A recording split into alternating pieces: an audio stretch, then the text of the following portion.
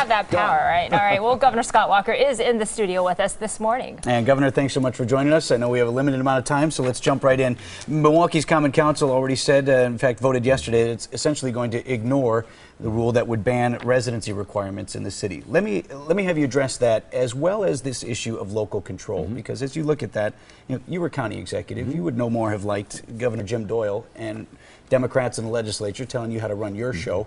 Do you feel that it's Madison's place to run Milwaukee? Well, in this case, it's statewide. It applies across the board. And the biggest benefit for this is MPS. Even back when I was in the state legislature, MPS had a challenge just about every year getting enough qualified teachers in part, because of the residency requirement. The main reason we put this in the budget was because residency is a threat for getting enough qualified teachers in Milwaukee. Biggest part of our state budget is education spending. Biggest district by far, both in terms of dollars but also in terms of percentage of money, is the Milwaukee public school system. If we're going to invest that much, hundreds of millions of dollars of new money into public education, we want to make sure that our schools have the best chance to succeed as possible. So that's why we did it. It makes sense, that they can do what they want. In the end, it'll all get worked out, I suppose, in the courts. But going forward, a great city doesn't come by putting a wall up. A great city comes from great schools, from good, safe communities and neighborhoods, and ultimately a good economy. But you talk about the courts. I mean, as part of this, the city is pursuing its legal options. I mean, you just went through this huge fight. Obviously, we all know about it. Is this worth it to put? Was this challenge worth it for the administration? Well, I think going forward, giving people that personal freedom. To me, I live in Wauwatosa. I'm closer to the city of Milwaukee's fire station than I am the city of Wauwatosa's. Performing someone's job really has nothing to do with what side of the city line they live on. It's what they do when they perform at their given position. We've been asking our viewers to send us some questions via Facebook if they had an opportunity to sit down with you. So we'll get to a couple of them. Let's start with Jennifer. Jennifer hit on a common theme here. Her question is, where are the jobs? And I do not mean part-time minimum wage or temporary jobs. We did make some progress in terms of Wisconsin and our relationship to other states nationwide, but we're still in, at the very least, the bottom half, if not the bottom third, in terms of job creation. Actually, just an interesting report. Remember last month, the Milwaukee Journal-Sentinel front page said 49th. The Federal Reserve Bank of Philadelphia came out with the report. Yesterday, they came out with the revised report. We moved up to 20. So we went up from 49 to 20 when they really looked at the numbers over this last month. So you just think the numbers aren't right? Well, I think it's part of it. I think if you look, before I was governor, the 4 years Jim Doyle was governor his last term, we lost 133,000 jobs. The first 2 years I've been governor, we've gained 62,000 jobs. I'd like to see more, but I think that's a dramatic turnaround, going from losing 133, almost 134,000 jobs to now gaining 62,000 jobs. We've got much more work to be done. That's why this budget's so good. We put $1 billion back in the economy through reducing taxes, through lower income taxes, helping out small businesses, helping out key industries. The question that was just asked was about not just where are jobs, where are those good paying jobs.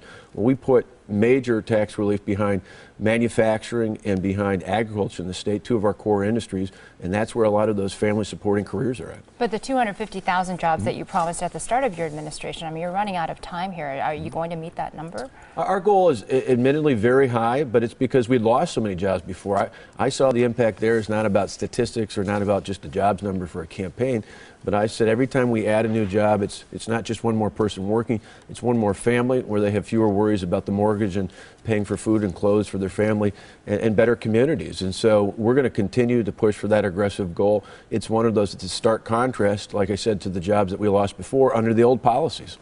Governor, our next viewer question came to us from Deanne. She wants to know, with the school voucher funding, is there a set of assessments or expectations that voucher schools will need to show to continue collecting public funds, and how will these programs be held accountable? And this goes to the issue of whether or not these schools outside of the public school system are accountable to the same rules that the regular public schools are. Yeah, in case of Milwaukee, for example, they actually have a stricter requirement in terms of the lottery system where they have to accept students, whereas even some of the schools in Milwaukee don't have to accept everyone who comes there because of requirements they have to enter those schools. But in the larger context for all of our schools, I want going forward, we put report cards in place.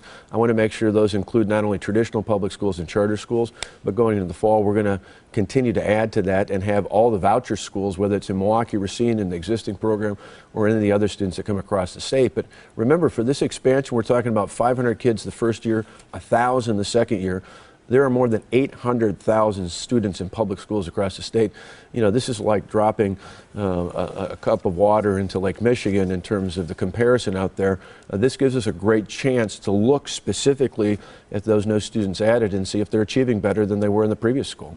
There's this perception that you're laying the groundwork for a presidential run. You went to Iowa a couple of weeks ago. Are you laying the groundwork for a presidential run? Perhaps maybe not actually deciding in your heart that you're running, but are you laying the groundwork to say, all right, I would like to run for president? No, if I did that, I'd spend a lot more time in Iowa and New Hampshire. I've gone there once in the last year. But you are going to several other cities around the country, giving speeches to large political groups, and that, to many would say, all right, I'm putting my feelers out there. No, in our case, it's telling the story. People love to hear how we went from a $3.6 billion budget deficit to this last Sunday just finishing our first two-year budget cycle with more than a $500 million surplus. They love hearing how we turned around from losing 133,000 jobs to gaining 62,000 jobs. They love hearing the story about what we did in Wisconsin. And unlike what's happened in Washington, there were a lot of Republicans there focusing just on austerity and cutting budgets. We reformed our system so that we balanced our budget, but we did it in a way that made our schools, it made our local governments, it made our state government that much better.